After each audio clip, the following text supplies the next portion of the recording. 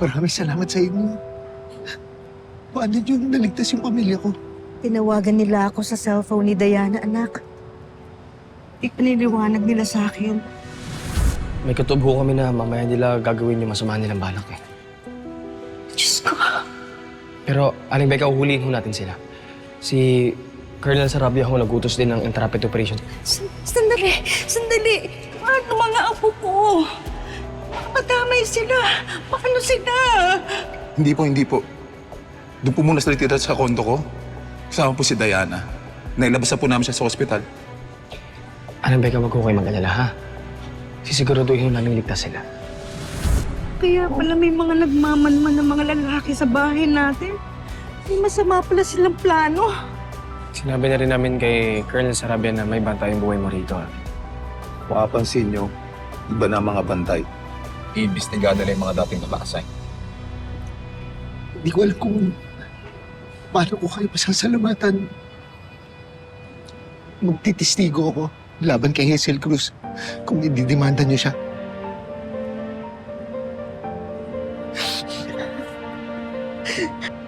Jeffrey, ihingi mo ako ulit ng tawad sa nanay at tatay mo, ha? Sa nagawa kong kasalanan kay Colleen Cruz, lalo-lalo na kay Jessica.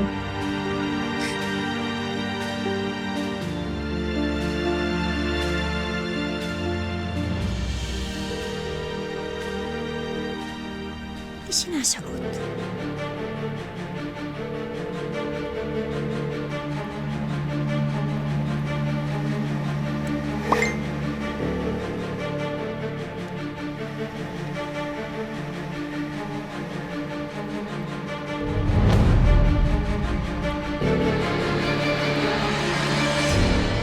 Nasabi ko na nga pa eh!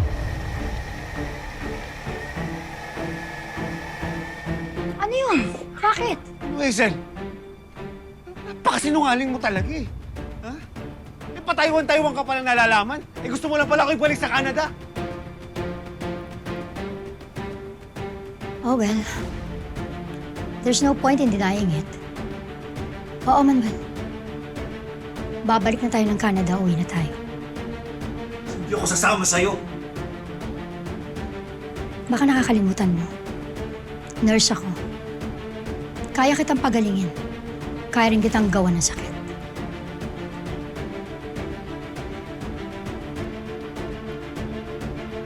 Gagawin ko ang lahat para mailusot ka sa airport. Kung kinakailangan mag-fabricate ako ng papers na nagsasabing kailangan kang operahan sa Canada, gagawin ko. I'll sedate you. Para buong biyahe, tulog ka lang. Hindi ka makakontra. Itatago kita ulit, Manuel. Habang inaayos ko ang lahat. And this time, wala na makakita sa'yo. Wala na rin magre-rescue sa'yo, Manuel.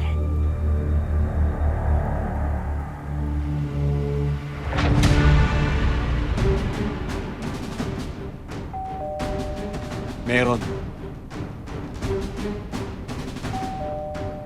Sila. Bukas mo yan! Pasok kayo! Manuel, Magandang araw po. Nandito po kami para kay Mrs. Hazel Cruz. Ano pong kailangan niyo sa asawa ko? Iimbitahan po sana namin siya sa presinto. Bakit po? Dahil tinuturo po siya ng dalawang suspect sa tangkang pagdukot at pagsunog sa bahay ng isang nagangalang Diana Malabanan. Siya raw po nagutos.